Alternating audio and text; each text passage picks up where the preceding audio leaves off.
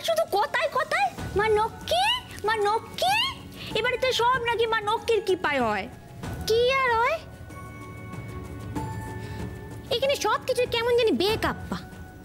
এখানে একটা কাজের লোক পর্যন্ত নেই যে আপনার মেয়েকে একটু বাতাস করবে। ভাগ্যিস আমি ছিলাম সাথে, তাই রোগ কি? আরে হ্যাঁ গো মা, ওই নাপিত বউ ছিল তাই রোগ কি? নইলে এতক্ষণ আমি হাত পা ছড়িয়ে কাঁদতে বসতুম। এই একদিনে আমার পাগল পাগল অবস্থা হয়েছে। না না, এ তো ভালো কথা নয়। এক ভেবে মেয়ের বিয়ে দিলাম, আর একে নিয়ে শুনছি আরেক। ও মা, সবুর কর মা, সবুর কর। আমি তোর বাবাকে সব বলবো।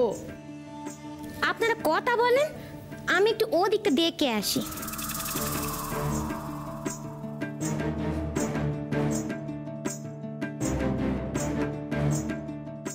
হ্যাঁ রে মা, জামাই বাবাজিটা কেমন? গম্ভীর নাকি কথা টথা বলে একটু আধটু? এখনো অব্দি তো ভালোই। তা দেখ না, জামাই বাবা জীবনকে বলে যদি কিছু করাতে পারিস।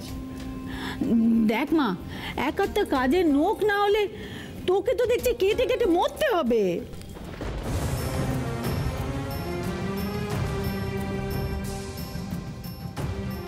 নতুন বৌমা,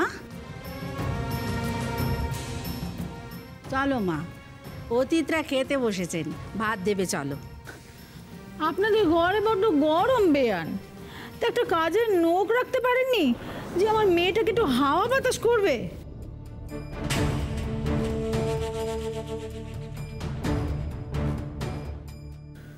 ঘরের মেয়ে বউদের অত আলিস্যি করা উচিত নয় বেন।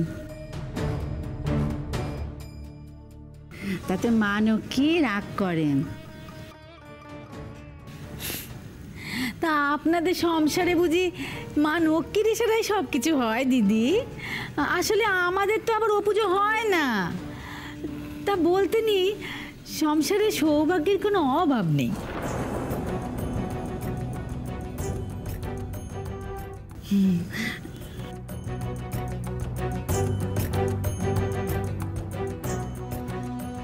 এসো বড় বৌমা। এই নিন, একটু জল বাতাসা মুখে দিন। তা দিদি, এটা হচ্ছে বড় বউ। ছেলে বলে কটি?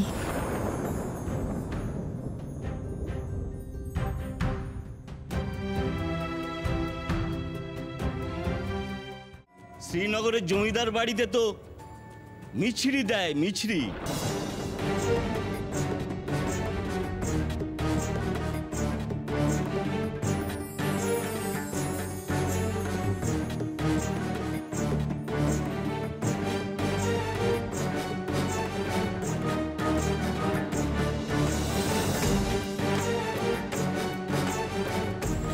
মেজো, এইটা ধর, আমি মিছরি নিয়ে আসছি।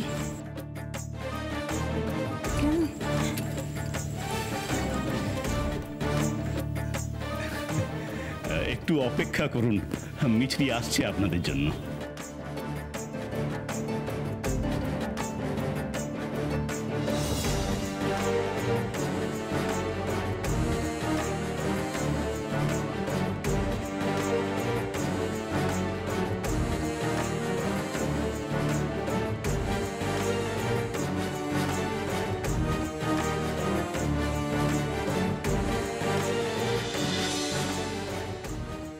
ও, আপনি মেছরি ওদের দিয়ে আসুন, আমি আরো মেছরি নিয়ে আসতেছি।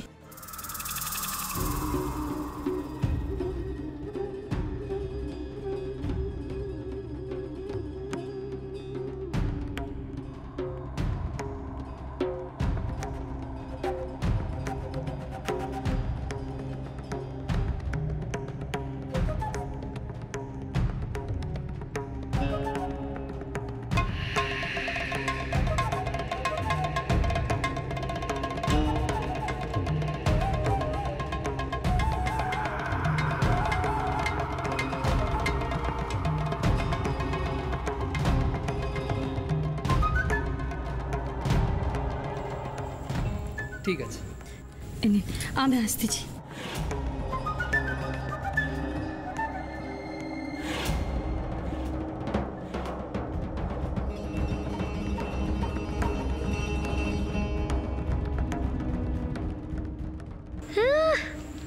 ভারী শখ, মিছরি খাওয়াবে। খাওয়াচ্ছি মিছরি।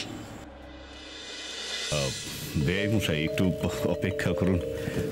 এই তো এই মিছরি হলো মা লক্ষ্মীর প্রসাদ। এই মিছরি দিয়ে মিষ্টিমুখ করুন। নিন মশাই।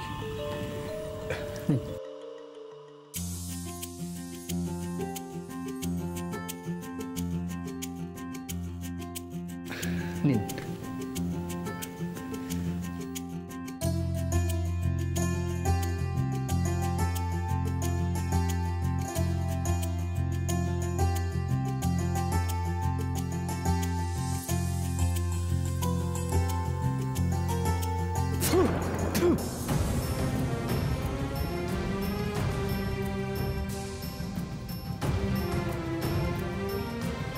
এটা কি মিছরি?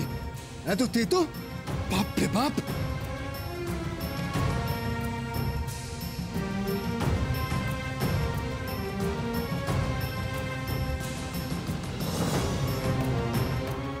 মা লক্ষ্মীর প্রসাদ তেতো?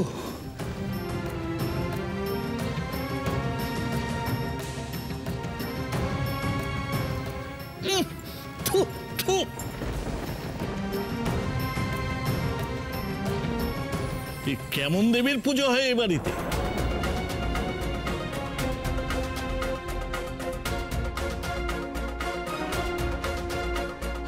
যিনি মিষ্টিও তেতো করে দেন?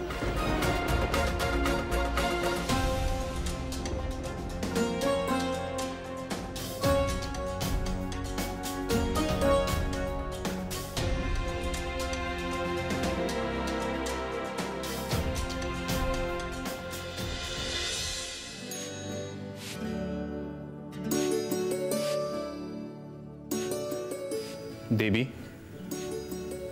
তোমার ভক্ত ধনেশ্বরের গৃহে তো তোমার অপমান শুরু হয়েছে।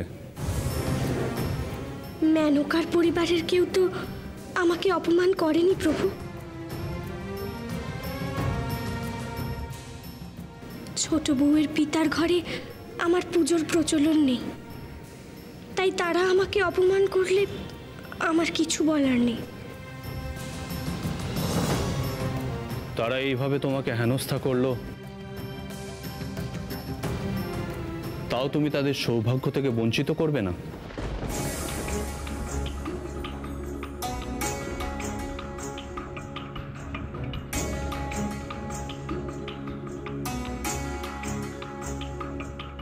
তারা আমার পুজো করে না ঠিকই,